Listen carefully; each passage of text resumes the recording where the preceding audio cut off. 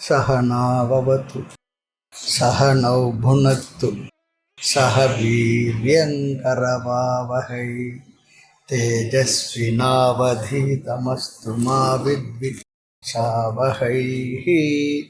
ॐ शान्ति शान्ति। தைத்திரி உபனிஷத் 30வது வகுப்பு பிரம்மானந்தவல்லி முதல் அணுவாக்கம்.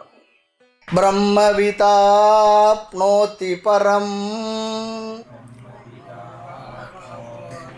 ததேஷாப்யுக்தா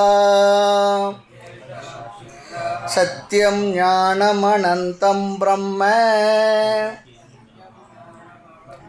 யோ வேத நிஹிதம் குஹாயாம் பரமே வ்யோமன் சோஷ்ணுதே சர்வான் காமான் சஹ பிரம்மணா விபஸ்ஸிதேதி பிரம்மவிதாப்னோதி பரம் ததேஷாப்யுக்தா சத்யம் ஞானமனந்தம் பிரம்ம யோ வேத நிஹிதம் குஹாயாம் பரமே வ்யோமன் சோஷ்ணுதே சர்வான் காமான் சஹ பிரம்மணா விபஸ்ஸிதேதி.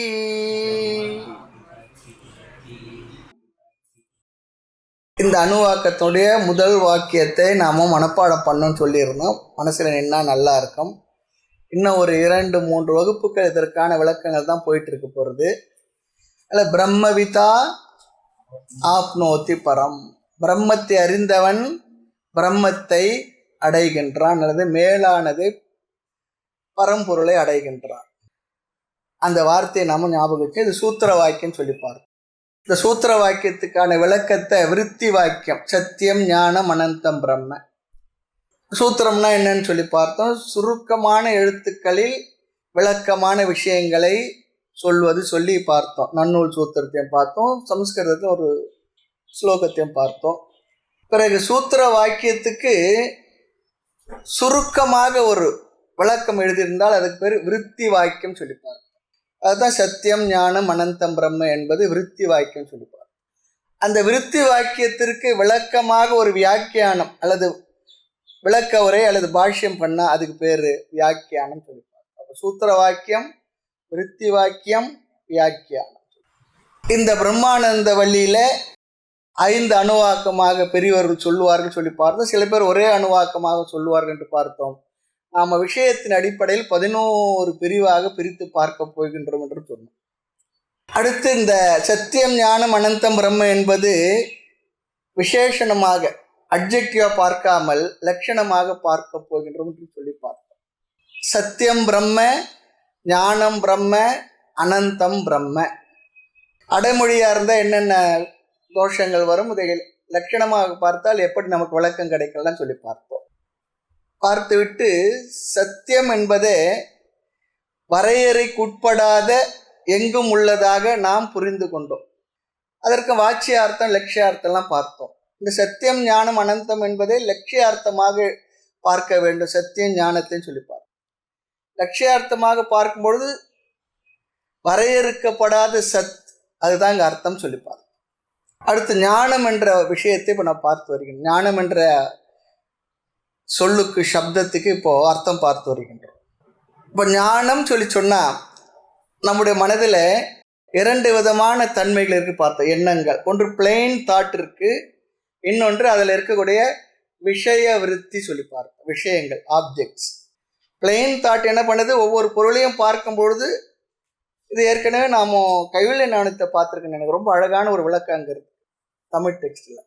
அந்த பிளெயின் தாட் என்ன பண்ணுதுன்னா அந்த பொருள்களை சென்று வியாபித்து அதை பற்றி அறிவை பெறுகின்றது சொல்லிப்பார். அப்போ நம்முடைய எண்ணத்தில் எண்ணம் இருக்குது, எண்ணங்கள், அதில் விஷயங்கள், அந்த எண்ணத்துக்குரிய ஆப்ஜெக்ட், நாம ரூபங்கள் அதில் இருக்கு சொல்லிப்பார். இதைத்தான் அறிவு சொல்லி பார்க்குறோம். அப்போ நாம் பார்த்த ஒரு 20 பொருள்களை பற்றிய அறிவு நம்முடைய புத்தியில் அறிவில் இருக்கின்றது. அந்த 20 விஷயங்களும் ஒவ்வொன்றை காட்டிலும் ஒவ்வொன்று வேறானதாக இருக்கின்றது. புத்தகன்ற ஒரு எண்ணம், கிளிப் என்ற ஒரு எண்ணம், டெஸ்க் என்ற ஒரு எண்ணம், மனிதன் என்ற ஒரு எண்ணம், மரம் என்ற ஒரு எண்ணம், இப்படிப்பட்ட அத்தனை விதமான அறிவும் அந்த எண்ணத்தில் வருகின்றது. அந்த எண்ணங்கள்ல ஒவ்வொன்றும் வேறு வேறாக இருக்கின்ற விஷயங்கள், ஆப்ஜெக்ட் வேறு வேறாக இருக்கு. பேனான்ற விருத்தி இருக்கு, அது பேனான்ற எண்ணம் இருக்கு, புத்தகம் என்ற எண்ணம் இருக்கு, அது வேறு வேறாக இருக்கின்றது. அப்போ நாம நினைக்கிறோம் 20 விதமான அறிவு நமக்கு இருக்குன்னு சொல்லி நினைக்கிறோம். 20 விருத்தி தோன்றினால் நாம 20 விதமான அறிவு வந்துள்ளது சொல்லி சொல்றோம். இதை வைத்துக்கொண்டு நமக்கு சாஸ்திரம் என்ன சொல்ல விரும்புகின்றது? 20 ஞானமும் ஒன்றுக்கொன்று வேறுபட்டதாக இருக்கின்றது. ஆனால் இவை இந்த 20ற்குள்ள வேறுபடாமல் இருக்கக்கூடிய ஒன்று இருக்கின்றது அப்படி சொல்லி சொன்னார். அதெல்லாம் நேற்று நிறைவு பார்த்த விஷயங்கள். 20 எண்ணமும் அறிவும் வேறு வேறாக இருக்கின்றது. புத்தகம் வேறா இருக்கு, கிளிப்பு வேறா இருக்கு, ஒவ்வொரு பொருளும் வேறு வேறுபட்டதாக இருக்கின்றது. நமக்கு அப்படிதான் தோன்றுது. ஆனால் இன்னொரு கேள்வி கேட்கின்றது சாஸ்திரம், இதில் வேறுபடாத ஏதாவது ஒன்று இருக்கின்றதா? வேறுபடுகின்ற இந்த அறிவிற்குள்ளே வேறுபடாத ஏதாவது ஒன்று இருக்கின்றதா சொன்னா, அந்த 20ற்கும் வேறுபடாமல் தொடர்ந்து ஒன்று உள்ளது. அதுதான் சைத்தன்யம் சொல்லிப்பார். ஞாபகம், சைத்தன்யம், சாத்தான் எடுத்துக்கூடாது, சைத்தன்யம். சைத்தன்யம், சைத்தன்யம் சொல்லி சொன்னா சித்த அல்லது அறிவு சொல்லி அர்த்தம். சித்த அல்லது அறிவு, உணர்வு. ஆராய் உணர்வு நீ என்றான்னு சொல்லி தாய்மன்னர் சொன்னார் பாருங்க. அது போல அதுக்கு ஒரு உதாரணம் பார்த்தோம். விளக்கிலிருந்து வெளிச்சம் வருகின்றது. அந்த வெளிச்சத்துக்குள் இருக்கின்ற பொருள்கள் எல்லாம் வெளிச்சத்தினால் பிரகாசப்படுத்தப்படுகின்றது, தெரிகின்றது. பிறகு அந்த வெளிச்சம் இருந்து கொண்டே இருக்கின்றது. சில பொருள் உள்ளே வருகின்றது, சில பொருள் வெளியே போகின்றது. சில மனிதர்கள் உள்ளே வருகின்றார், சில மனிதர்கள் வெளியே போகின்றார்.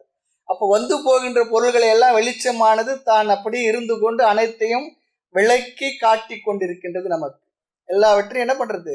ஷைன் பண்றது. இப்படி எத்தனையோ பொருள்கள் அந்த விளக்கு வெளிச்சத்தில் தெரியும், வரும், போகும். ஆக ஒரு பொருள் நமக்கு தெரிய வேண்டும் என்றால் அங்க பொருளும் இருக்கணும், அங்க வெளிச்சமும் இருக்கணும். அதுபோல நம்முடைய விருத்தியை நாம் 2ஆக பிரிக்கின்றோம். எண்ணத்தை, எண்ணத்துக்குள் 2 அம்சம் இருக்கு. ஒன்று சித்த அல்லது அறிவு, பிளைன் தாட். அதற்குள்ள என்ன இருக்கு? விஷயம் அல்லது நாம ரூபம். ஆக 20 ஞானம் என்று சொல்லும் பொழுது அந்த 20 விதமான அறிவிலும் 20 விஷயங்கள் வந்து சென்றதை தவிர அதை விளக்கி காட்டிய அறிவு இருக்கே, அது வந்து செல்லவில்லை. இருந்து கொண்டு இந்த வந்து செல்கின்ற அறிவுகளை நமக்கு அறிவித்து கொண்டுள்ளது. இது பேனா, இது பென்சில், இது பிளாஸ்கு, இது கடிகாரம், இது ரெக்கார்டர், இது மைக்கு, இது மனிதர்கள். இப்படி வந்து செல்கின்ற பொருள்களை இந்த அறிவானது நமக்கு அறிவித்து கொண்டுள்ளது. அந்த அறிவு தொடர்ந்து 20லும் தொடர்ந்து இருந்து கொண்டிருக்கின்றது. எவ்வளவு ஞானம் வந்தாலும் விருத்தியில் 2 அம்சங்கள் இருக்கும். ஒன்று பிளெயின் விருத்தி இருக்கும், அதுல வந்து செல்கின்ற நாம ரூப அம்சமும் இருக்கும். இனி ஞானம் என்பதற்கு வாட்சியார்த்தமாக நாம் எடுத்துக்கொண்டால், சத்தியம் என்பதற்கு எப்படி வாட்சியார்த்தத்தை விட்டு லட்சியார்த்தத்திற்கு சென்றோம், அது போல இங்கு வாட்சியார்த்தமாக எடுத்துக்கொண்டால் நாம ரூபத்துடன் கூடிய மாற்றத்திற்குட்பட்ட அம்சத்துடன் கூடிய ஞானம் என்று எடுத்துக்கொண்டு அந்த பிரம்மம் அப்படிப்பட்ட பிரம்மம் என்று சொன்னால் அது விகாரத்திற்கு அல்லது வந்து செல்கின்ற மாற்றத்திற்குட்பட்ட பிரம்மம் என்று அர்த்தம் வந்துடும். மாறுதலுக்கு உட்பட்டதாகிவிடும். அப்பொழுது அனந்தம் என்ற சொல்லு இருக்கு பாருங்க. அந்த அனந்தம் என்ற சொல்லானது என்ன சொல்லிச்சு? வரையறைக்கு உட்படாதது, மாற்றத்திற்கு உட்படாதது அப்படி சொல்லியிருக்கோம். பிரம்மத்தை இன்ஃபினிட்னு பார்த்துருக்கிறோம், வரையறைக்கு உட்படாதது சொல்லி. அப்போ இந்த அனந்தம் என்ற சொல்லுக்கு வரும்பொழுது நமக்கு பிரம்மத்தினுடைய லட்சணம் முரண்பட்டதாக ஆகிவிடும். ஆக அனந்தம் சொல்லிச்சுன்னா முடிவற்றது, எண்ட்லெஸ், கவுண்ட்லெஸ், அப்படிதான் அர்த்தம். எனவே பிரம்மன் முடிவற்ற எல்லையற்ற அறிவு சொரூபம் என்று நாம் இங்கு எடுத்துக்கொள்ள வேண்டும். வந்து செல்கின்ற அனைத்து பொருள்களையும் நமக்கு அறிவித்து கொண்டிருக்கக்கூடிய அந்த ஞானமானது எல்லையற்றது, முடிவற்றது. அப்படியானால் தோன்றி மறையும் அறிவாக பிரம்மம் இருக்க முடியாது. இது கொஞ்சம் கவனமா அப்படியே மெதுவாக கேட்டு வரும். ரொம்ப சுருக்கமா சுலபமாக தான் நம்ம பார்க்குறோம். எனவே என்ன, இங்க வாட்சியார்த்தத்தை இருந்து ஒரு அம்சத்தை நாம் என்ன பண்றோம், தியாகம் செய்யறோம். பார்த்தோம், விட்ட லட்சணம், விடாத லட்சணம், விட்டு விடாத லட்சணம் பார்த்தோம். இந்த வாச்சியார்த்த லட்சியார்த்த எடுத்து இருக்கிற விஷயங்கள் எது முடிவுக்குட்பட்டதோ அதை என்ன பண்ணணும், விட்டு விட வேண்டும், தியாகம் பண்ணணும். எது தொடர்ந்து உள்ளதோ அதைத்தான் நாம் எடுத்துக்கொள்ள வேண்டும். இங்க தொடர்ந்து உள்ளது எது, அறிவு. வந்து செல்வது எது, இந்த பொருள்கள், ஆப்ஜெக்ட். ஆமா, அப்படி எடுத்துக்கொண்டால் எண்ணமயமான அறிவில் விருத்தியில் உள்ள நாம ரூபங்களை தியாகம் செய்து அந்த சைத்தன்யம் அறிவு சொரூபம், அந்த அறிவு என்றும் எப்பொழுதும் தொடர்ந்து இருந்து கொண்டிருப்பது. அப்படி எடுத்துக்கொள்ள, பொருள்கள் வந்து செல்கின்றது, அறிவு எப்பொழுதும் இருந்து கொண்டுள்ளது. எப்படி வெளிச்சமானது தொடர்ந்து இருக்கின்றது, அதில் வந்து செல்கின்ற பொருள்கள் வருகின்றது போகின்றது, அது பலவாக இருக்கும், ஆனால் வெளிச்சம் ஒன்றேயாக இருப்பது போல எத்தனை விஷயம் வந்தாலும் அந்த அறிவை வைத்து கொண்டுள்ள பிரகாசப்படுத்துகின்ற அறிவை, நமக்கு அனைத்தையும் அறிய வைத்து கொண்டுள்ள அந்த அறிவு இருக்கு, அதைத்தான் நாம் எடுத்துக்கொள்ள வேண்டும் பிரம்மத்தினுடைய லட்சணமாக. தாய்மலர் ஒருத்தர் சொல்லுவார், அறிகின்ற அறிவினை அறிந்து பார்க்க என் திசை விளங்கும் ஒரு தெய்வ அருள் அல்லாமல் இல்லை எனும் நினைவு உண்டு இங்கு, யான் எனது அறத்துரிய நிறைவாகி நிற்பதே இன்பம் எனும் அன்பும் உண்டு சொல்லி சொல்லுவார். ஆக ஞானம் எனும் சொல்லினுடைய லட்சியார்த்தம் சித் அல்லது சைத்தன்யம் அல்லது அறிவு சொரூபம். எதையெல்லாம் அறிகின்றோமோ அத்தனையே அறிய வைத்து கொண்டுள்ள ஒன்று எதுவோ அதுக்கு பேர் தான் அறிவு சொரூபம். நமக்கு அறிய வைத்து கொண்டுள்ளதுனால அதுக்கு என்ன பண்றோம், அதுக்கு அறிவுன்ற ஒரு வார்த்தையை கொடுக்கும், அறிவு சொரூபம். ஆக இங்கு அறியப்படும் பொருள்களும் இல்லை, அறிதலும் இல்லை, அது அறிவாகவே இருப்பது. இப்போ இன்னொன்று சொன்னா புரியும், நம்ம தத்துவபோதத்தை பார்த்துருக்கு. இப்போ பொருள் இருக்கு, நான் அறிகின்றேன், அறியும் பொழுது நான் அறிபவன் ஆகின்றேன். இப்போ பொருள் இல்லை, பொருள் இல்லைன்னா அறிபவன் இல்லை, அப்போ அங்கே என்ன இருக்கும், ஒன்று இருக்குன்னு சொல்ல முடியாது. அதுதான் அறியப்படும் பொருள் இருக்கிறதுனால நான் அறிகின்றேன். எதை கொண்டு அறிகின்றேன், அறிவை வைத்து அறிகின்றேன், அந்த அறிவு என்னுள்ளே இருந்து கொண்டிருக்கின்றேன். அப்போ பொருள்கள் இல்லை என்னும் பொழுது அறிபவனும் அங்கு இல்லை, அறிபவனும் பொருள் இல்லை என்னும் பொழுது அங்கே என்ன இருக்கும், அறிவாக மட்டுமே இருக்கு. அதுதான் சொரூபம் சொல்றது, அறிவு மட்டுமே இருக்கு. அறிபவனும் இல்லை, அறியப்படும் பொருள் இல்லைன்னா அங்க மற்றது இல்லைன்னு சொல்லக்கூடாது, அங்க அறிவு இருக்கின்றது.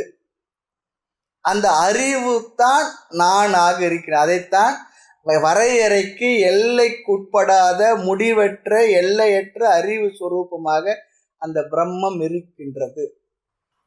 ரொம்ப இது அழகா புரிய வைக்கிற விஷயம் அது.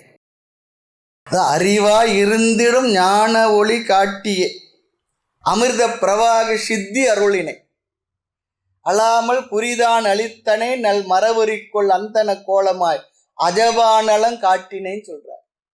இந்த வார்த்தைகள்லாம் அந்த இடத்துல ரொம்ப அழகா இருக்கு, பாடல் வரிகள். அறிவா இருந்திடும், அறிவாக மட்டுமே இருந்திடும் சொல்லி சொல்றார். அங்க அறிபவனும் இல்லை, அறியப்படும் பொருள் இல்லை, அறிவாக மட்டும் எந்த ஒன்று இருக்கின்றதோ அது பிரம்ம. ஆக லட்சியார்த்தம் பொதுவாக அகராதியில் வராது, அனுபவத்தில் தான் நாம் இதை உணர்ந்து கொள்கின்றோம், புரிந்து கொள்கின்றோம். இப்போ நாம புத்தகத்தை பற்றி ஒரு ஞானத்தை நாம் அடைந்தோம் அப்படி சொல்லி சொன்னா அங்கு லட்சியார்த்தம் எடுக்கக்கூடாது. புத்தகம் இருக்க ஞானத்தை அடைஞ்சு அதோட விட்டுடலாம். அங்கே வந்து லட்சியார்த்தம் பண்ண வேண்டிய வாட்சியார்த்தம் நமக்கு அர்த்தத்தை கொடுத்து விடுகின்றது. ஆனால் அடுத்து என்ன, இன்னொன்று வந்து அதை அறிவோம் அல்லது மறந்துடுவோம், இப்படிலாம் நடந்து கொண்டிருக்கும் அறிவில் இருக்கக்கூடிய வஸ்துக்கள். காரணம் அது வருகின்றது, அந்த பொருள்கள் போகின்றது, மறைந்து விடுகின்றது இல்லையா. அங்கே வந்து வாட்சியார்த்தமே சரியாக போகலாம். ஆனால் பிரம்மத்தை பற்றிய லட்சண வாக்கியத்தில் இது சரிப்பட்டு வராது. எது வாட்சியார்த்தம் மட்டும் சரிப்பட்டு வராது. ஞானம் என்று சொல்லி புரிவதற்கு கட்டாயமா சரிப்பட்டு வராது. காரணம், அனந்தம் பிரம்ம என்ற லட்சணத்தை கொடுத்து விட்ட காரணத்தினால் அனந்தம் என்ற வார்த்தை இல்லாமல் இருந்தாலும் பரவாயில்ல, சத்தியம் ஞானம் என்ற வார்த்தைக்கெல்லாம் நாம வாட்சியார்த்தமே எடுத்துக்கிட்டு பொருள்படுத்திட்டு போகலாம். அது மட்டும் இல்லை, பிரம்ம என்ற சொல்ல இன்ஃபினிட் அந்த அர்த்தத்தை கொடுக்கின்றது. ஆமா, வரையறை அற்றது. பிரம்மன்ற வார்த்தைக்கு அந்த அர்த்தம் இருக்கு, பெரியது பிருகத்து அப்படி சொல்லி அர்த்தம் இருக்கு. அப்படி வெறும் வாட்சியார்த்தமா எடுத்துக்கொண்டால் அனந்தம் என்ற சொல்லுக்கு கூடிய அர்த்தத்தை சேர்க்காமல் பெரிய பிரச்சனை வந்துடும். இப்போ பெரியது சொல்லி சொன்னாவே எவ்வளவு பெரியது, எதை விட பெரியது சொல்லணுமே, கம்பேர் பண்ணணுமே. இது எப்படிப்பட்டது? இன்கம்பேரபிள் சொல்லி சொல்றோம். ஆமா, இணையாக வேறொன்று சொல்லவே முடியாது. பெரியதுன்னா பெரியதுக்கெல்லாம் பெரியது, அவ்வளவுதான். எவ்வளவு பெருசு பொதுவாக நம்ம என்ன சொல்ல, எவ்வளவு பெருசுன்னா ஏதோ ஒன்று சொல்லி இதை விட பெருசுப்பா, இதை விட 10 மடங்கு பெருசு, இதை விட 100 மடங்கு பெருசுன்னு சொல்லி சொல்லலாம். இங்க அப்படி கூட சொல்ல முடியாததாக இருக்கின்றது பிரம்ம. அந்த பிரம்ம என்ற வார்த்தையை வரையறுத்து கூற முடியாத பெரியது, இன்ஃபினிட் சொல்ற.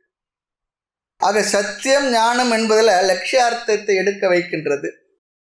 ஆக ஞானம் பிரம்ம என்று சொல்வதன் பொருள் பிரம்ம அறிவு சொரூபம்.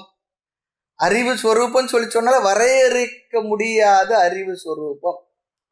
இப்போ நம்ம இந்த மெமரி கார்டு ஏதோ ஹார்ட் டிஸ்க்லாம் வாங்குறோமே, அதில் எத்தனை ஜிபின்னு போடுறாங்க. இப்போ நம்முடைய புத்தி இருக்கு, அதுக்கு எத்தனை ஜிபி போட முடியும்? இன்னும் எத்தனை வந்தாலும் ஸ்டோர் ஆகிட்டே தானே இருக்கும். அதை வச்சு புரிஞ்சுக்கலாம் எத்தனை ஜிபி. அப்போ நம்முடைய அறிவை அப்படி சொல்லும்போது இது அனைத்து அறிவுக்கும் ஆதாரமாக இருக்கு அந்த பிரம்மத்தை என்ன சொல்ல முடியும்? அப்போ எல்லையற்ற வரையறைக்குட்படாத பேரறிவு, அதுதான் அறிவு சொரூபம்னு சொல்லி சொல்றோம். அதில் சாஸ்திரமானது உபனிஷத்தானது ஒரு வார்த்தையை உபயோகப்படுத்திட்டாலும் கூட அதை நமக்கு விளக்கி சொல்றது ரொம்ப பெரிய மெனக்கடுறாங்க. எப்படி சொல்லி புரிய வச்சா நமக்கு இது விளங்க முயற்சி பண்றாங்க. காரணம், அது நாம இருக்கும்போது புரிய வைக்கிறது பெரிய கடினமா இருக்கு. ஒரு ஆப்ஜெக்டா இருந்து எடுத்து அக்கா பிரிச்சு இது தாம்பா பிரிச்சு போட்டு சேர்த்து வச்சு இது தாமான்னு சொல்லிடலாம். அப்படி இல்லை இது. ஆக ஞானம் பிரம்ம என்று சொல்வதன் பொருள் பிரம்மம் அறிவு சொரூபம். அது அறியப்படும் பொருளோடு சேராமல் எல்லா அறிவையும் பிரகாசப்படுத்துகின்ற எல்லா எண்ணங்களுக்கு சாட்சியாக எது இருக்கின்றதோ அந்த அறிவு சொரூபம், அதுவே பிரம்ம. ஞானம் பிரம்ம. இந்த உபனிஷத்து கொஞ்சம் பொறுமையா, ரொம்ப சுலபம் தான், கேட்டு புரிஞ்சுக்கிட்டா சுலபம், புரியுறது தான் கஷ்டம். ஆகவே சத்தியம் பிரம்ம சொல்லி சொன்னா எல்லா பொருள்களிலும் இருத்தல் என்ற சொரூபமாக பிரம்மன் இருக்கின்றது என்று புரிந்து கொண்டு இருத்தல். ஞானம் என்று சொல்வதிலிருந்து எல்லா அறிவிற்குள்ளும் அறிவாக இருப்பது, அறிகின்ற அனைத்தையும் அறிவிக்கின்ற அறிவாக எந்த ஒன்று இருக்கின்றதோ அது பிரம்ம. ஞானம் பிரம்ம. அனைத்து அறிதலையும் அதுதான் அறிவித்து கொண்டுள்ளது. அந்த அறிவிக்கின்ற அந்த அறிவு இருக்கு, அது பேரறிவு, எல்லையற்றது. எல்லை இல்ல ஆனந்தம் அளித்து சொல்வது அது எல்லையற்ற அறிவு சொரூபம். இப்படி லட்சியார்த்தத்தை எடுத்துக்கொள்வதன் மூலமாக வேறொரு சந்தேகம் நமக்கு நீக்கப்படுகின்றது. என்ன சந்தேகம் சொன்னா, பிரம்மமானவர் இந்த பிரபஞ்சத்திற்கு உபாதான காரணம் என்று சத்ஸ்வரூபத்தில் சொல்லும் பொழுது அது ஜடமா என்ற சந்தேகம் வந்தது. அது சென்ற வகுப்பிலே பார்த்தோம். ஞானம் என்ற சொல்லானது அந்த சந்தேகத்தை நீக்குகின்றது. என்ன அது? அறிவு சொரூபம், அறிவாக இருப்பது. அது ஜடம் இல்லை. அதை விளக்கிறதுக்கு மறுபடியும் சிருஷ்டி இடத்துல சென்று ஒரு சின்ன ஒரு விளக்கத்தை பார்க்கணும். சின்னதா, ரொம்ப சுருக்கமான விளக்கம். சாஸ்திரமானது மாயையோடு கூடிய பிரம்மனை ஈஸ்வரன் சொல்லி சொல்றது. அந்த ஈஸ்வரன் தான் இந்த உலகத்தை எல்லாம் படைக்கின்றவர் சொல்லி சொல்றது. படைத்தல் சொல்லி வந்தாவே உபாதான காரணம், நிமித்த காரணம் சொல்லி சொல்றோம். உபாதான காரணம் என்பது மெட்டீரியல் காஸ், நிமித்த காரணம் என்பது இன்டெலெக்சுவல் காஸ். இப்போ ஒன்று படைக்கணும்னா அவனுக்கு கொஞ்சம் அறிவு இருக்கணும் இல்லையா? அந்த அறிவு இருந்தாலும் அந்த படைப்பை அவன் செய்ய முடியும். அப்போ இறைவனை இன்டெலெக்சுவல் காசுன்னு சொல்லி சொல்லும் பொழுது அந்த பிரம்மத்தினிடத்துல அந்த இன்டெலெக்ட் அறிவுத்தன்மை இருக்குமா இருக்காதா? தாய்மன்னர் பாட்டில் நம்ம பார்த்தோம், ஜெகத்தை எல்லாம் அணுவளவும் சிதறா வண்ணம் சேர்த்து வைத்து அணு திரளை எல்லாம் மகத்துவமாக சொல்றதுக்கு இந்த உலகமாக பிரம்மாண்டமாக செய்த வல்லவா நீ நினைத்தவாறே எல்லாம். இந்த நினைக்கிறது, செய்யறது, இந்த நாலேஜ் எல்லாம் எங்க இருக்குன்னா அது மாயையோடு கூடிய ஈஸ்வரனிடத்தில் இருக்கக்கூடிய சித்தன்மையினால் நடக்கின்றது. அப்போ அந்த பிரம்மமானது ஞானம், ஞானம் பிரம்ம. ஆக ஒருத்தர் நிமித்த காரணமாக இருக்கின்றார் என்றால், செய்பவராக இருக்கின்றார் என்றால், அவருடைய மனதில் அந்த படைப்பை பற்றி அறிவு இருக்கணுமா இல்லையா? இருக்கும். சிந்திப்பார், எப்படி பண்ணணும்னு சொல்லி சொல்லுவார். முற்றறிவுலாம் சொல்றோம் பாருங்க. உன்னை படைச்ச ஒருபாடு வேறு மாற்றி படைக்கலாமன்ற இடமே இல்லாத முற்றறிவாளர். நாம ஒரு பொருளை படைக்கிறோம், படைச்சு எத்தனையோ அப்படியே அப்டேட் பண்ணிக்கிட்டே வரோம். இன்னைக்கு வரைக்கும் அப்டேட் ஆகிட்டே இருக்கு. அவர் அப்படி இல்லை. அப்படி பார்த்தா நம்ம உடம்புல எந்தெந்த உறுப்பு எங்கெங்க இருக்கணுமோ அதை கொஞ்சம் மாற்றி வச்சா நல்லா இருக்கு சொல்ல முடியுமா? அவ்வளோதான். இப்போ எவ்வளோ பெரிய அறிவு, அது முழுமை பெற்ற அறிவு. அதுக்கு ஒரு உதாரண சாஸ்திரத்தை சொல்லுவோம். கொயவன் இருக்கான், பானையை செய்யணும்னு சொல்லி நினைக்கிறான். அவன் பானையை செய்யறதுக்கு முன்னே அவன் மனதில் எந்த விதமான சலனமும் சஞ்சலமும் இல்லை. மனது அமைதி அப்படியே இருந்தால் ஒரு காரியமும் நடக்காது. அங்கே கொஞ்சம் மனதில் கொஞ்சம் சலனம் வரணுமா.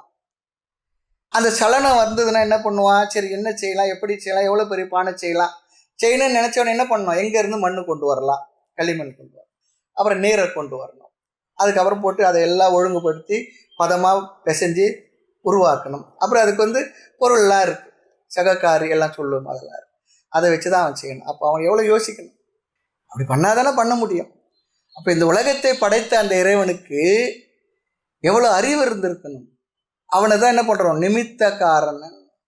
ஒரு சித்தர் சொல்லுவார், இந்த உடம்பை படைக்கும் பொழுது எப்படி கொயவன் ஒரு இடத்த மண்ணை கொண்டு வரான், இன்னொரு இடத்த நீரை கொண்டு வரான், சகக்காரி அந்த சக்கரம் கோல் எல்லாம் வச்சு செய்கிறான் அறிவு காரணமாக. அப்போ பொருளானது உபாதான காரணம், செய்பவன் நிமித்த காரணம். எதற்கு? பானை. இந்த உடம்பும் அப்படி தான் செய்திருக்கான். எங்கே இருந்தண்டா? ஊத்த குழியில மண்ணை எடுத்து உதிரப்புணையில உருண்டை சேர்த்து மாயனார் கொயவர் பண்ணும் பாண்டு இது வரவோட்டுக்காகாது என்று ஆடுப்பாங்க. அப்பா வயிற்றுலேருந்து ஒன்று, அப்புறம் அம்மாவுடைய உதிரத்தில் ஒன்று சேர்ந்தது தான் இந்த உடல். அதே போல தான் இது. அந்த பாண்டமாவது உடஞ்சதுன்னா உபயோகப்படும். இந்த பாண்டை உடஞ்சதுன்னா எப்போ எடுக்கிறீங்க? ஐயோ நம்ம கூட இவ்வளோ நாள் இருந்தார், இவ்வளோ அன்பாக இருந்தார், இவ்வளோ பிரியமாக இருந்தார் சொல்கிறோமா? இல்லை. உடனே அடுத்து என்னென்ன, எப்போ எங்கே யார் யார் சொல்லி அனுப்பும், எந்த நேரம். முந்தையாவது ஒரு 4 மணி நேரம் 10 மணி நேரம் கூட இருந்து பார்த்துக்கிட்டு இருப்பாங்க. இப்போலாம் அப்படி கிடையாது. நேராக எங்கே அந்த இடத்துக்கு அப்படியே ஓடி போய்ட்டுருக்கு. அப்படி ஆயிடுச்சு. இப்போ எல்லா வாழ்க்கையும் அப்படி ஆயிடுது. அவ்வளோதான் இந்த உடம்புக்கு ஸ்டேட்டஸ், அவ்வளோதான் இந்த உடம்புக்கு. தாய்மன்னர் சொன்னது போல் என்றும் அழியும் இக்காயம், என்னைக்கு ஒன்றா அழியும். நம்ம அன்பர் ஒருத்தர் ஆச்சரியமாக இருக்கு எனக்கு. இன்னைக்கு கூட நினச்சேன், அவர் அழகாக அமைதியாக ஆனந்தமாக கேள்விப்பட்டேன். நேற்று வந்தார், இன்னைக்கு இல்லை. நேற்றுள்ளார் இன்று மாலா நின்றனர், அதனை கண்டும் போற்றிலே நின்னை எந்தோ போக்கினேன் வீணே காலம், ஆற்றிலேன் அகிலான் என்ற அண்ணலே நின் காட்சிக்கான வருகை என்று அழைத்தாலேன்றி வாழ்வு உண்டோ வந்தேன் இருக்கு. அதனால தான் நம்ம சொல்கிறது, எவ்வளோ சீக்கிரமாக இந்த உண்மையை புரிந்து கொள்ள முடியுமோ அதற்கான பிறவி, இந்த மனித பிறவி புரிந்து கொள்ளணும், நிறைவை அடைஞ்சிடணும்னு சொல்லி சொல்கிறோம். வீணாக்கக்கூடாதுன்னு சொல்லி சொல்கிறோம்.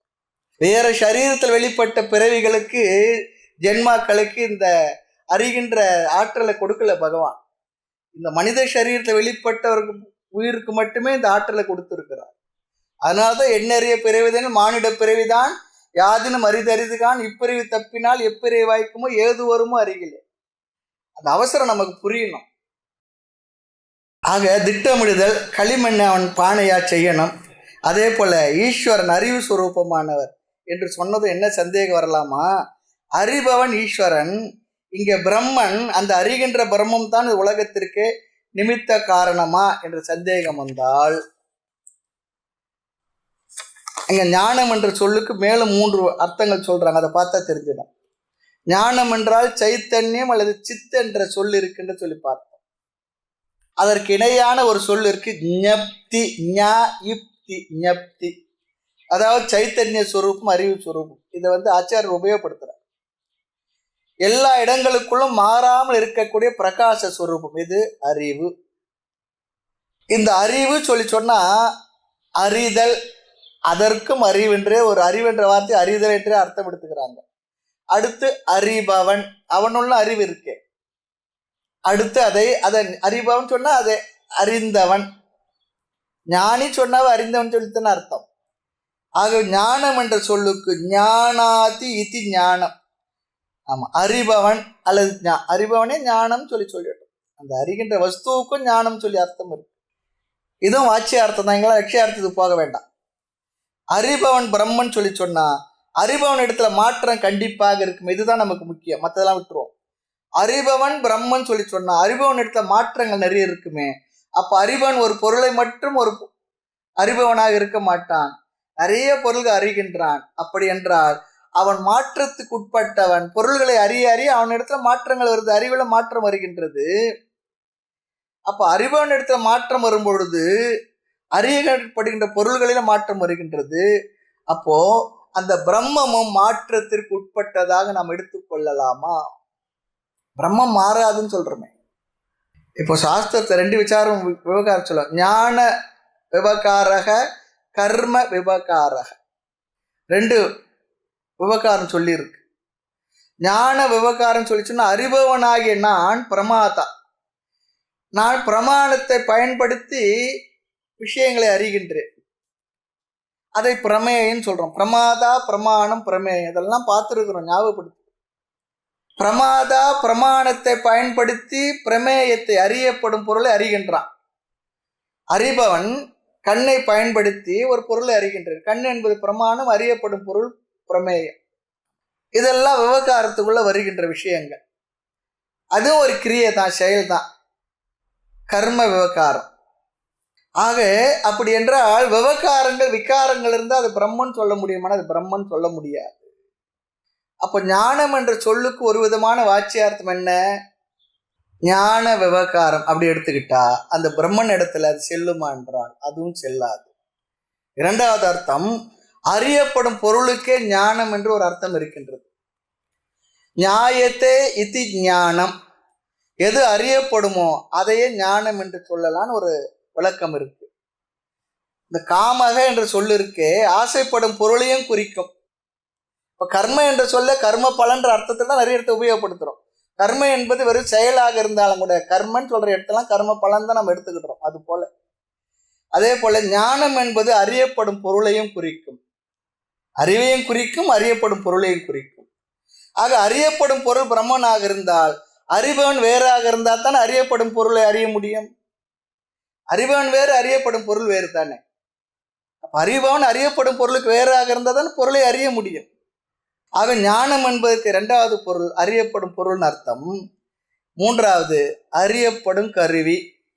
ஞாயத்தே அனேன இதி ஞானம், எதனால் ஒன்று அறியப்படுமோ அந்த கருவிக்கும் ஞானம் என்று பெயர் வச்சிருக்கிறார். ஆக அறிதல், அறிபவன், அறியப்படும் கருவி, இல்லை அறியப்படும் பொருள், இந்த 3 அர்த்தமும் ஞானம் என்ற சொல்லுக்கு இருக்கு. இதெல்லாம் ஒரு பிரீஃபாக நமக்கு சொல்லணுன்றதாக சொல்கிறோம். இதுக்குள்ளே போனால் ஒன்று பெரிய விஷயமா இருக்குது. இருந்தாலும் இந்த அளவுக்கு போதும் நமக்கு. ஆச்சாரியர் ஆதிசங்கரர் இந்த 3 அர்த்தத்தை எடுத்துக்கொண்டு இந்த 3மே இந்த பிரம்மத்துக்கு பொருந்தி வராது என்று நிராகரணம் பண்ணிடுறார். இந்த அர்த்தத்தையும் நம்ம மனசில் வச்சுக்குவோம். கடைசியில் என்ன சொல்கிறார்? இந்த லட்சியார்த்தம் ஆகிய ஞப்தி, அது அறிவு சொரூபம் என்பதே இங்கே சரி வரும்னு சொல்கிறார். அறிபவன், அறியப்படும் பொருள், அதெல்லாம் இங்கே சரியாக வராது. அறிவு ஸ்வரூபம் தான் சரியா இருக்கு. ஏனென்றால் ஒருத்தர் கேள்வி கேட்டுருவாங்க. ஒரு பாஷ்யம் எழுதணும், ஒரு விளக்கவர் எழுதணும்னு சொன்னா சும்மா நான் எழுதிட்டேன் நீ ஏற்றுக்கோ, அப்படிலாம் கிடையாது. என்னென்னலாம் சந்தேகம் வருமோ, என்னென்னலாம் விஷயம் இருக்கு, அதையெல்லாம் எடுத்து சொல்லி இந்த இடத்துல இந்த பொருள் தான், இந்த அர்த்தம் தான் இங்கே சரி வரும், மற்றதெல்லாம் சரி வராது என்று அறிவுபூர்வமாக நீக்கி எஸ்டாப்ளிஷ் பண்ணணும். அந்த காரியத்தை நிறைய பண்ணியிருக்காங்க பாஷ்யக்காரர்கள். அந்த பாஷ்யத்துக்கும் டீக்கா, டிப்பணி, அதுக்கெல்லாம் அப்படிலாம் போயிட்டு இருக்கு. இவ்வளோ தூரத்துக்கு இந்த அறிவில் ஒரு பெரிய விசாலமாக பெரியவங்க இருந்திருக்கிறாங்க. பிரமிப்பாக தான் இருக்கு. ஐயா அன்னைக்கு சொன்ன பெரிய பிரமிப்பாக இருக்கு. உண்மைதான், பெரிய பிரமிப்பு தான் அது. இந்த விஷயத்தை இவ்வளோலாம் சிந்திச்சிருக்காங்கள சொல்லி பார்த்தா இது சிந்திக்க வேண்டிய பொருள் இதுதான். நம்முடைய எல்லா விதமான துயரங்களை நீக்கி இந்த பிறவிக்க பெரும் பயனை தரக்கூடியதுன்றதுக்காக அதுக்கு அதில் உட்காந்து அவ்வளோ விஷயம் பார்த்துருக்காங்க. அறிவு ஞாதுரு ஞான நேயங் அற்றவர்க்கு அரா நட்புடை கலப்பே, தாய்மலரும் சொல்றார். அறிபவன், அறியப்படும் பொருள், அறிய பயன்படும் கருவி, இது 3ம் அற்ற நட்புடை கலப்பே, அவர்களோடு சேர்ந்து இருப்பவனே, இணைந்து இருப்பவனே, அதுவாக இருப்பவன் சொல்லி அர்த்தம். ஞானம், ஞேயம், ஞாதுரு அற்றவர்க்கு அரா நட்புடை கலப்பே. ஆக இறுதியாக பிரம்ம சத்து என்று மட்டும் சொல்லி நிறுத்தினால் அது ஜடமான பதார்த்தமா என்ற சந்தேகம் வரும் பொழுது ஞானம் என்ற சொல் வந்தது. ஞானம் என்ற சொல்லுக்கு பல பொருள் இருக்கின்றது. இங்கு ஞானம் என்ற சொல்லுக்கு பல பொருள் இருக்கலாம். எந்த பொருள் எடுத்துக்கொண்டாலும் அனந்தம் என்ற சொல் இருக்க, அதுக்கு அர்த்தத்தை பார்க்கும் பொழுது இந்த பாட்சியார்த்த அர்த்தங்களாம் இது பொருந்தி வராது என்று லட்சிய அர்த்தமாக வரையறையற்ற எல்லையற்ற அறிவு ஸ்வரூபம் என்று இங்கு நாம சொல்லி நிலைநாட்டுகின்றோம். சைத்தன்யம் அறிவு ஸ்வரூபம், அதுதான் சரியான அர்த்தம் என்பது ஒரே ஆசிரியர்கள் நம்முடைய சத்குருநாதர் சுவாமிகள் நமக்கு அழகாக சொல்லி கொடுத்துருக்காங்க. அது அறிவில் மாற்றம் இல்லை. அறியப்படும் பொருள் வந்து செல்கின்றது, அறியப்படும் பொருள்கள் பலவாக இருக்கின்றது. ஆனால் அறிவு ஒன்றே. அறிவில் நின்று குருவாய் உணர்த்தியது மன்றி மோன குருவாகிய சொல்றார். அறிவில் வந்து உணர்த்துதல் கிடைக்கும். அறிவு தான் மாறாமல் அதனுள் வந்து செல்கின்ற பொருள்கள் மாறுகின்றது. அறிவு தான் மாறாமல் அதனுள் வந்து செல்கின்ற பொருள்களை மாறிக்கொண்டே இருந்தாலும் அது அனைத்தே நமக்கு அறிவித்து கொண்டுள்ளது. நீ உணர்த்த நான் உணரும் நேசத்தால் என்றோ அறிவென்று எனக்கோர் நாமமிட்டது. ஒவ்வொரு எண்ணத்திலும் ஒவ்வொரு எண்ணத்தை தாட்லையும் பொருள்கள் வந்து செல்கின்றது. அது பிரதிபோதம் விதித்தம் மதம். இது எங்கேயோ கேள்விப்பட்டவளுக்கு நினைக்காதீங்க, கேன உபநிஷத்து. பிரதிபோதம் விதித்தம் மதம். ஒவ்வொரு எண்ணத்திலும் ஒரு வஸ்து வந்து செல்கின்றது. அதை பிரகாசப்படுத்துகின்ற அந்த பொருள்களை அறியும் அறிவு இருக்க, அது அந்த சைத்தன்யம் அது மாறாமல் இருக்கின்றது. நம்ம ஆழ்ந்து உறங்குறோம். இங்க டீவியேஷன் இருந்தாட பரவாயில்ல. ஆழ்ந்த உறக்கத்துல எதுனா இருக்கா? ஏதோ ஒரு 60-70 கிலோ ஒன்று ஏதோ விழுந்து கிடக்குது. அது கட்டில் இருக்கா, தரையில் இருக்கா, என்ன இருக்கு, எந்த ஊர், எந்த பேர், ஆணா பெண்ணா ஒன்றும் தெரியல. இந்திரியங்கள் வேலை செய்யல, ஞானேந்திர வேலை செய்யல, கர்மேந்திர வேலை செய்யல, மனம் வேலை செய்யல, புத்தி வேலை செய்யல. சாதாரண விழிச்சிருந்தா புத்தி வேலை செய்யல, அது வேற விஷயம். எல்லாம் ஒடுங்கி போயிருக்கு. எதுனா தெரியுதா? ஆனா முழிச்சு எந்திரிச்ச உடனே நான் நல்லா தூங்கினேன்னு சொல்லி சொல்றமே, அந்த தூங்கினேன்னு சொல்லி சொல்ற அந்த எண்ணம் இருக்க விருத்தி, அது தூங்குச்சான். அது தூங்கியிருந்தா என்ன ஆகுன்னா எல்லாருக்கும் மறுநாள் காலையில் இப்படி உருட்டி பரட்டி சொல்லி அனுப்பிடுவான். அது தூங்கல. இமைப்பொழுதும் என் நெஞ்சில் நீங்காதான் தாழ்வாழ்க. அந்த வார்த்தை இங்கே எடுத்துன்னு வந்து கொண்டு அர்த்தம் பார்க்கணும். இங்கேயோ கொண்டு வச்சிருக்காங்க. என்ன விஷயத்தையோ என்றும் இருந்து கொண்டிருப்பது அறிவாக உணர்வாக. அதுதான் விழிச்ச உடனே சொல்றது, நான் நல்லா தூங்கினேன். ஆக இந்த பிரகாசப்படுத்துகின்ற சைத்தன்யம் மாறாமல் இருக்கிறது தான் ஞானம். அது உதாரணம் சொல்லுவாங்க, விளக்கு வெளிச்சம் அதனுள் வந்து செல்லும் பொருள்கள் மனிதர்கள் அனைத்தையும் காட்டித்தரும், எப்படி தான் மாறாமல். ஆக சத்தியம் பிரம்ம ஞானம் பிரம்ம என்று இங்க இந்த லட்சியார்த்தத்தை வச்சு இப்படி புரிஞ்சுக்கணுமா. இனி மூன்றாவது சொல் இருக்கு, என்ன? அனந்தம். அனந்தம் பிரம்ம. இது எங்க இருந்து எடுத்தீங்கன்னு கேட்க மாட்டேன்னு நினைக்கிறேன். மந்திரத்தில் இருக்கு, சத்தியம் ஞானம் அனந்தம் பிரம்ம யோ வேதம் நிகிதம் குகாயாம் பரமே யோமம். இனி அனந்தம் பிரம்ம என்ற சொல்லுக்கு அர்த்தம் பார்க்கணும். அனந்தம் என்ற சொல்லுக்கு லிமிட்லெஸ், வரையறைக்கு உட்படாதது, முடிவுக்கு உட்படாதது, எல்லையற்றது. இந்த அனந்தம்னா பின்னால் ஆனந்தம் சொல்ல போறோம். எல்லையில்லா ஆனந்தம் அளித்து அல்லல் கலைந்து அருள் வழி காட்டு, சத்தத்தினுள்ளே சதாசிவம் காட்டு, சித்தத்தினுள்ளே சிவலிங்க காட்டுல வருது பாருங்க. இந்த கருத்துக்கு எல்லாம் மூலம் வந்து வேதங்கள் தான், உபநிஷதங்கள் தான். அதெல்லாம் மனசுல வாங்கிட்டு அவங்க ஒரு நிலையை ஒரு விஷயத்துல ஒரு மாதிரி சொல்லி வச்சுட்டு போயிருக்காங்க. இதுக்கு இன்னொரு வார்த்தை இருக்கு, அனந்தம் என்பதற்கு பூரணம், நிறைவானது. பூர்ணம்னா முழுமையானது, நிறைவானது. ஆக அனந்தம் என்பதனுடைய வாட்சிய அர்த்தமே முடிவுக்கு உட்படாதது, பூர்ணமானது. ஆகவே அனந்தம். இங்கே அனந்தம் என்ற வார்த்தையை நம்ம விளக்கம் பார்க்கறதுக்கு லட்சியார்த்தத்துக்கு போக போகிறது இல்லை. வாட்சியார்த்தமும் நமக்கு இது விளங்கிடுது. வாட்சியார்த்தமாக அந்த அர்த்தத்தை முழுமையாக நமக்கு தரும்பொழுது லட்சியார்த்தத்துக்கு போக வேண்டிய அவசியம் இல்லை. ஆக அனந்தம் என்ற சொல்லுக்கு நாம் லட்சியார்த்தத்துக்கு செல்ல வேண்டாம், கடினப்பட வேண்டாம். அனந்தம் என்ற பதத்தை நாம் 2 விதத்தில் கையாளலாம். எப்படி என்றால், சத்தியம் பிரம்ம, ஞானம் பிரம்ம, அனந்தம் பிரம்ம என்று சேர்த்தும் கையாளலாம். பிரம்மமானது வரையறைக்கு உட்படாதது. அனந்தம் என்ற பதத்தை நேரடியாக பிரம்மத்தோடு சேர்த்து பார்க்கலாம். நாமும் அவ்வாறு தான் பார்க்க போறோம். ஆக அனந்தம் பிரம்ம என்ற அறிவோடு சத்தியத்திற்கும் பொருள் பார்க்க வேண்டும். என்ன? அனந்தம் பிரம்ம என்ற அறிவோடு ஞானத்திற்கும் பொருள் பார்க்க போறோம். அங்கே சத்திய ஞானத்துக்கு லட்சியார்த்தத்தை பார்த்தோம். இங்க வந்து நம்ம என்ன பண்ண போறோம்னா வாட்சியார்த்தத்தையே பார்த்தீங்க. அனந்தம் பிரம்ம, அனந்தம் ஞானம், அனந்தம் அப்படித்தான் பார்க்க போறோம் நம்ம இந்த இடத்துல. ஞானத்திற்கும் சத்தியத்திற்கும் வாச்சியார்த்தத்தை விட்டு லட்சியார்த்தத்தை எடுக்க காரணம் அனந்தம் பிரம்ம என்ற வார்த்தை அதை மனதில் வைத்துக்கொண்டு சச்சித் ஆனந்தம் என்று பார்த்திருக்கின்றோம். ஆக இங்கு அனந்தம் பிரம்ம சொன்னா வரையறுக்கப்படாதது.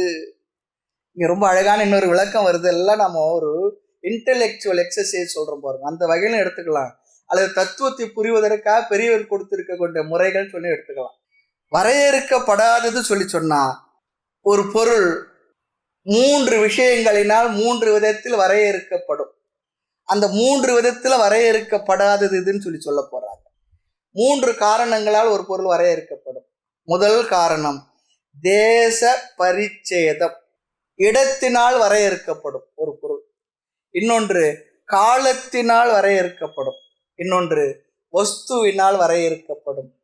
காலதேச வஸ்து பரிச்சேதம்.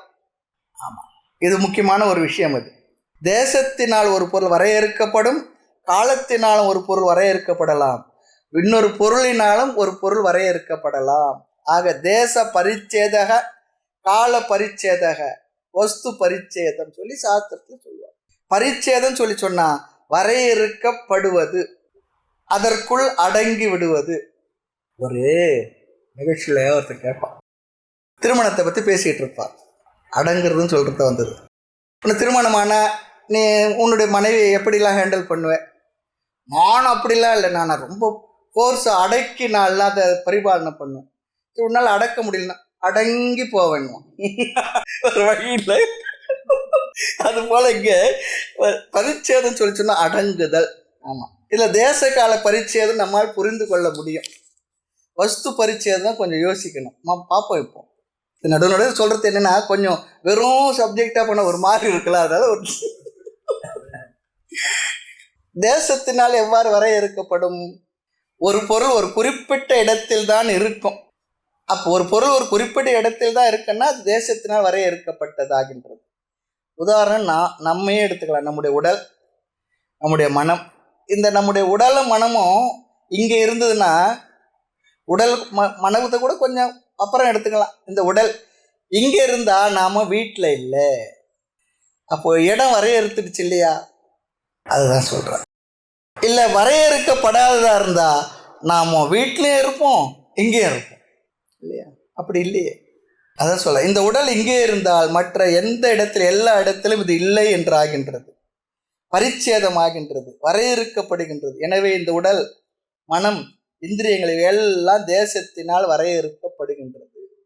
ஆனால் இது எல்லாமே ஆகாசத்திற்குள் வரையறுக்கப்படுகின்றது. ஆகாசத்துக்குள்ள தானே எல்லாமே, தேசம் எல்லாமே இருக்கு.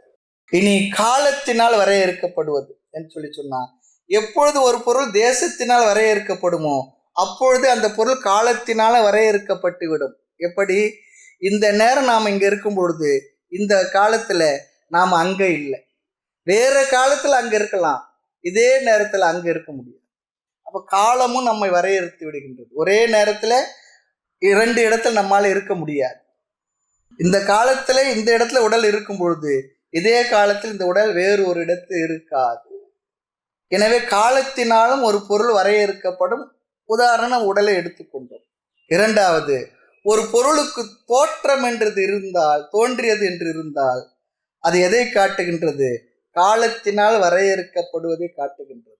சும்மா ஒரு வார்த்தை எடுத்து, ஒரு 80 வருஷத்துக்கு முன்னே நாமோ இல்லை, இன்னும் ஒரு 80 வருஷத்துக்கு பிற்பாடு நாமோ சும்மா சொல்லி வைப்போமே, என்ன இப்போ ஆமா நாம இருக்க போறது இல்லை. ஆமா, காலம் வரையறுத்துருச்சு. இல்லை, சில பேர் கோவம் தான் சுவாமி சொல்றீங்க, நல்ல வார்த்தையா சொல்லுங்க. உண்மை அதுதான், அது வேற விஷயம். ஒரு 80 வருஷத்துக்கு முன்னே இல்லை, ஏன்னா வயசானவங்களாம் பார்க்க வேண்டியதா இருக்கு. என்ன சாமி 80 வருஷம்னா நான் இல்லை, எனக்கு இப்போ 82 வயசு ஆகுது, நான் முன்னே இருந்தேன் 80 வருஷத்துக்கு முன்னே சொல்ல ஒரு வார்த்தை. இதுக்கப்புறம் நம்ம இருப்போமா? நிச்சயமா இருக்க மாட்டோம். அப்போ இது காலத்தினால் வரையறுக்கப்பட்டது தானே, டைம் பவுண்ட். அப்போ எந்த பொருளை பார்த்தாலும் தயாரித்த தேதி இருக்கும், எக்ஸ்பைரி டேட்டும் இருக்கும், மேனுஃபேக்சரிங் டேட் இருக்கும், எக்ஸ்பைரி டேட் இருக்கும். பிறந்தது இருக்கு இல்லையா, அப்புறம் இறந்தது இருக்கு. என்னதான் நம்ம தமிழில் வார்த்தை போட்டாலும் இல்லையா, பூத்தது, என்ன சொல்கிறேன், மலர்ந்தது, கசந்தது, ஏதோ ஒன்று போட்டு வச்சுக்குவோம். என்ன போட்டால் தோற்றம் மறைவு, என்ன போட்டால் என்னென்னா உதிர்ந்தது, மலர்ந்தது, உதிர்ந்தது, இல்லை போடல, என்ன பிறந்தா செத்து போயிட்டோம், அவ்வளோதான் அர்த்தம். அதுதான் அர்த்தம், எல்லா வார்த்தையில மாற்றி போட்டாலும் இல்லையா. சொல்கிறாங்க இல்லையா, குடிக்காரன் சொல்லாது, மது பிரியர்கள் சொல்லுங்கண்ணா, ரெண்டும் ஒரே அர்த்தம் தான். நம்மளோட உடலுக்கு வேணா பர்த் டேட் இருக்கலாம், அதுவும் என்ன, அது மேனுஃபேக்சரிங் டேட்டு தான்.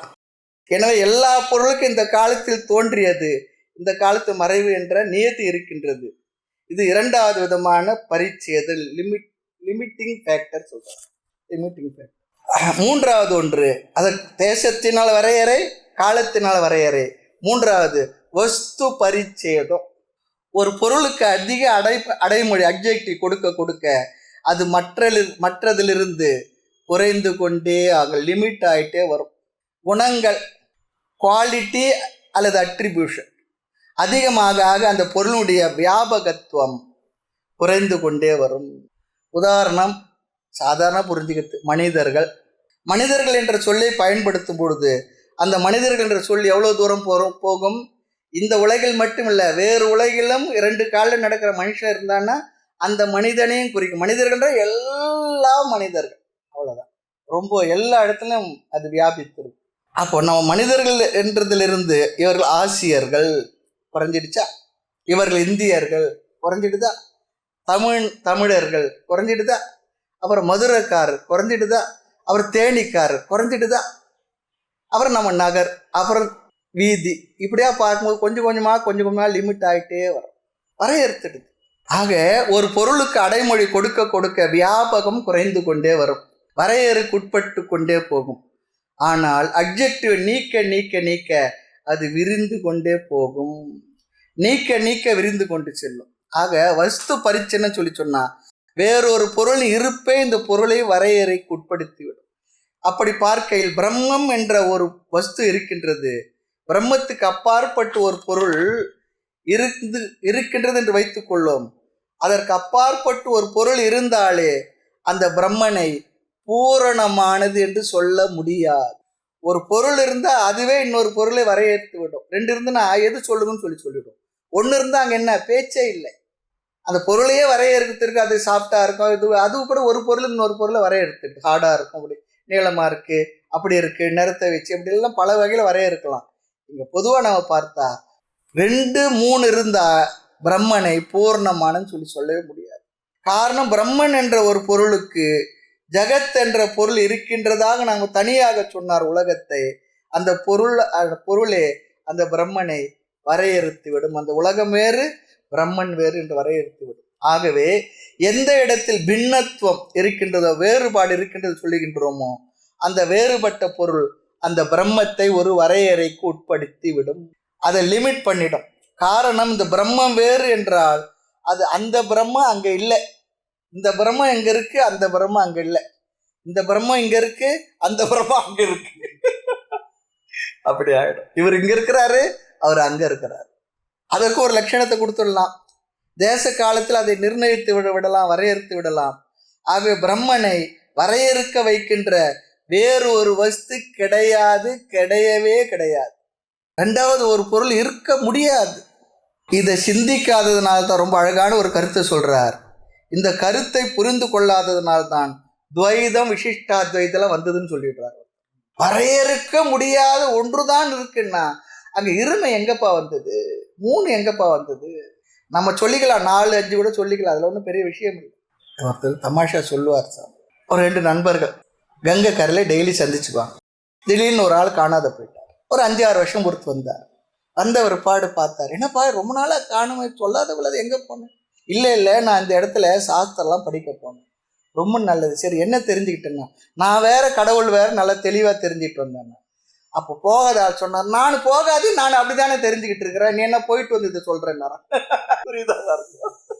இதுக்கு எதுக்குமா போய் படிச்சுட்டு? இது சாதாரண வார்த்தை இல்லை, ரொம்ப ஒரு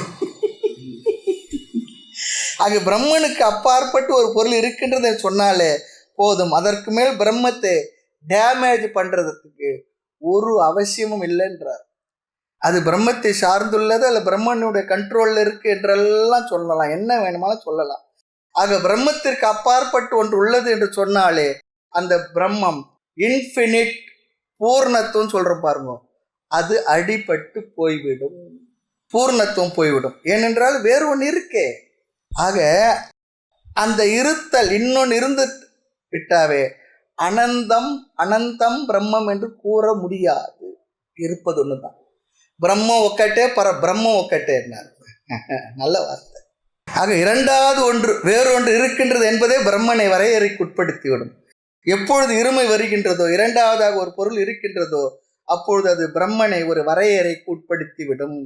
இப்பொழுது பிரம்மனை தவிர இரண்டாவது ஒரு பொருள் இல்லை என்று நாம் கூறுகின்றோம். அது எப்படி என்றால் பிரம்மனுடைய லட்சணத்தை வைத்து நாம் கூறுகின்றோம். பிரம்ம என்ற பதத்துக்குரிய லட்சணத்தை வைத்து இது சொல்றது எது? வேதம், உபனிஷத் சொல்றது. உபனிஷத் வேதம் என்பதால் இறைவனுடைய திருவாக்கு. இறைவனே தன்னை பற்றிய உண்மைகளை சொன்ன அந்த வார்த்தைகளை வச்சு அதை நாம் புரிஞ்சுக்கணும். ஆக பிரம்மனுடைய சொரூபம் சத் என்று புரிந்தால் பிரம்மனுக்கு வேறாக ஒன்று இருக்க வேண்டும் என்றால் அது சத்துக்கு வேறாக இருக்க வேண்டும். அப்படி சத்துக்கு வேறாக ஒன்று இருந்தால் அதை என்ன சொல்லலாம்? அசத்துன்னு சொல்லலாமா? அப்ப நீ பிரம்மனுக்கு வேறாக இருக்குன்னு சொல்றது அசத்து தானப்பா. அசத்து என்பது இல்லாதது. இல்லாத ஒன்று, இல்லாதது இருப்பதை சத்தை வரையறுக்க முடியுமா? அப்படி பார்த்தாலும் முடியாது. ஆகவே சத் பிரம்ம என்று சொன்னதிலிருந்து பிரம்மம் அனந்தம், வரையறைக்கு உட்படாதது, வரையறுக்கப்படாதது, எல்லையற்றது என்பது இங்கு சித்திக்கின்றது. இப்படிதான் சொல்லி எஸ்டாப்ளிஷ் பண்ணிடுவாங்க. மனசுல ஒரு பிசுறும் இல்லாத புரிஞ்சுக்கணும், சந்தேகம் இல்லாம. அப்பதான் அது ஞானம். சந்தேகம் இல்லாத ஒன்றுக்கு பேர் தான் ஞானம். சந்தேகம் இருந்துட்டா அப்படி இல்லை. தாய்மன்னர் சொல்றது போல யார் எனக்கென்ன போதித்தும் என்ன அறிவினை மயக்க வசமும் சொல்றாரு. எனக்கு குருநாதர் சொல்லி கொடுத்த தத்துவ விசாரத்தை புரிய வைத்த அந்த விஷயத்தை யார் வந்து சொன்னாலும் என்னை அசைச்சு பார்க்க முடியுமா, என்னை அசைக்க முடியாதுன்னு சொல்லுவோம். அப்படிலாம் இல்லை ஞானத்துல. அதனால என்னை ஒரு ஞான மத்த கஜமன வளர்த்தாயின்னு சொல்லி சொல்றாரு.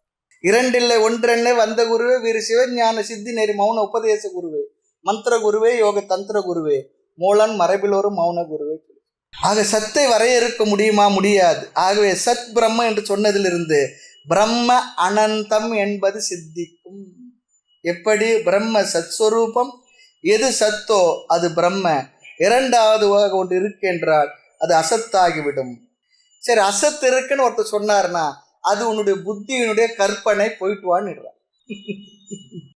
கற்பனையை ஏதோ சொல்லிக்கிட்டு இருக்காது.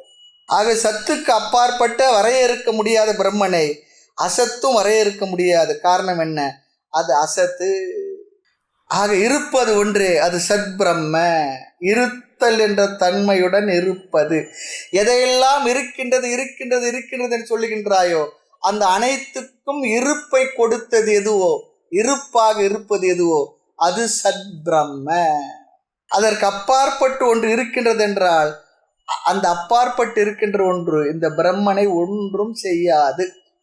அப்படி என்றால் அனுபவத்தில் இவ்வளவு விவகாரம் இருக்கே சுவாமி சொல்லி சொன்னா, அப்படி இவ்வளவு விவகாரம் அசத்தாகத்தானே இருக்க முடியும்னு சொல்லி சொன்னா, இங்க ஒரே ஒரு விஷயத்த சொல்றாங்க இந்த இடத்துல. சரி, நீ சொல்றதுக்காக கொஞ்சம் வா, சத்துன்னு சாஸ்திரம் சொல்றது, நீ அசத்துன்னு சொல்ற, நீ இன்னொன்னு சொல்றேன் கேட்டுக்கோ.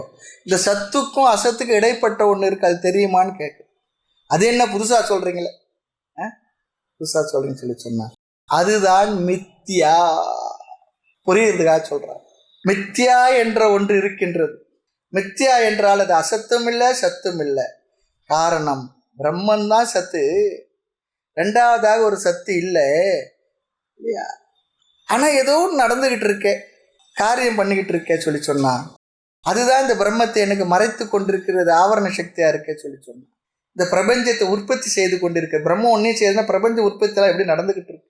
ஆக சத்திற்கும் அசத்திற்கு இடையில் ஒன்று வந்து அந்த பிரம்மத்தை மறைத்து இந்த உலகத்தை உற்பத்தி செய்து நம்மை சம்சாரி ஆக்கி நிற்கின்றதே சொல்லி சொன்னா, அப்போ இதெல்லாம் அந்த பிரம்மத்தை நிர்ணயிக்கலாமா, நிர்ணயிக்க முடியுமா சொல்லி சொன்னா சந்தேகம் வந்தால் மித்யாவான ஒன்று சத்தியமான ஒன்றை ஒன்று செய்ய முடியாது. எது மித்யாவாக இருக்கின்றதோ அது சத்தியத்தை தொடாது. பாம்பு கயிற்று எதுனா பண்ணுமா? கயிற்றில் பார்த்த பாம்பு கயிற்று எதுனா பண்ணுமா? பண்ணாது. காணல் நீர் பூமியை நினைக்குமா? நினைக்காது. ஆக மித்யாவுடைய ரியாலிட்டி இருக்க இருத்தல் அது வேறு, சத்தியத்தினுடைய இருப்பு வேறு. ஆக அனந்தம் என்ற சொல்லும் பொருள் எது என்றால் எது தேசத்தினாலும் காலத்தினாலும் வஸ்துவினாலும் வரையறுக்கப்படாதோ அந்த வரையறுக்கப்படாத எல்லையற்ற சச்சித் ஸ்வரூபமாக இருப்பது எதுவோ, அனந்தமாக இருப்பது எதுவோ அது பிரம்ம. சத்தியம் ஞானம் அனந்தம் பிரம்ம. இந்த அனந்தமான பிரம்மம் எத்தனை இருக்கின்றது என்றால் அங்கேயும் கேள்வி வந்துடும். ஏகமேவ அத்விதீயம், இருப்பது ஒன்றுதான். ஏகமான உருவான நீ அருளினால் அநேக உருவாகிய தாய்மலர் பாடல். நீ ஒண்ணுதான், நீ தான் அநேகமா தெரிஞ்சுக்கிட்டு இருக்க, அநேகமா தெரிவதும் நீதான். அதாவது இந்த விஸ்வரூப தரிசன யோகத்துக்கு 11வது அத்தியாயம் பகவத்கீதையில அது சும்மா அப்படி கடந்து போயிடுவாங்க. அதுக்கு அற்புதமான ஒரு முகவரை இருக்கு. எப்படி அந்த பொருள் இப்படியாக காட்சியளித்து கொண்டுள்ளது, எந்த காரணத்தினால், ஏன் எல்லா உபநிஷதங்களும் குருமாரன் சொல்லி கொடுத்து இந்த உலகத்தை நாம் ஏன் அப்படியாக பார்க்க முடியவில்லை, எது நம்மை மறைத்துள்ளது? அழகான ஒரு முகவரி அது. ஆமாம், ஒவ்வொரு அத்தியாயத்துக்கும் ஒரு முகவரி இருக்கும். அந்த முகவரி சேர்த்தாவே ஒரு முழுமையாயிடும். ரொம்ப அழகாக ஒரு விளக்கம். வாய்ப்பு வரும்போது பார்ப்போம். ஆக அனந்தமான பிரம்மம் எத்தனை இருக்கின்றது என்றால் ஏகமேவ அத்விதீயம். அது ஒன்றாகத்தான் இருக்கின்றது, ஒன்று மட்டும்தான் இருக்கின்றது. இரண்டாவதாக அங்கு இல்லவே இல்லை. அது எது சொல்கின்றது என்றால் அனந்தம் என்ற வார்த்தையை இவைகள் அனைத்து கருத்துக்களையும் நிராகரித்து ஏகமேவ அத்விதீயம் என்பதை நிர்ணயிக்கின்றது. மேலும் விஷயங்கள் அடுத்த வகுப்பில் பார்க்கலாம். மூர்த்தி எல்லாம் வாழி, எங்கள் மௌன குரு வாழி, அருள் வார்த்தை என்றும் வாழி, அன்பர் வாழி பராபரமே. ஓம் பூர்ணமத பூர்ணமிதம் பூர்ணாத் பூர்ணமுதச்யதே பூர்ணஸ்ய பூர்ணமாதாய பூர்ணமேவாவசிஷ்யதே. ஓம் சாந்தி சாந்தி சாந்தி. ஹரி ஓம். ஸ்ரீ குருப்யோ நமः. ஹரி ஓம்.